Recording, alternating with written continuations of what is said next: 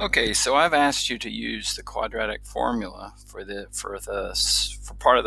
um, part of the work you have to do today, and I've already had someone post that is showing how to factor, and factoring is not the same thing as a quadratic formula. Quadratic formula is what you see here, and you have to use this to find your answers.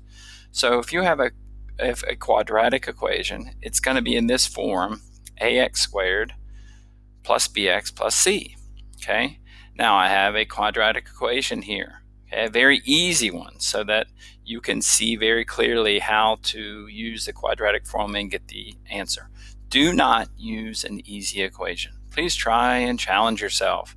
Okay, but for the purposes of showing you what it looks like, we have negative b, so whatever's in the b spot. Okay, now in b is a 2, but I put a negative 2 because negative is part of the formula. Negative b, which is negative 2, plus or minus the square root of b squared, okay, which is 2 times 2, 4, minus 4 times a, which is 1, times 1, which is c, all over 2 times a, which is 2 times 1. So that would be negative 2 plus or minus. Now this is the square root of 4 minus 4, which is 0, all over 2 times 1, which is 2.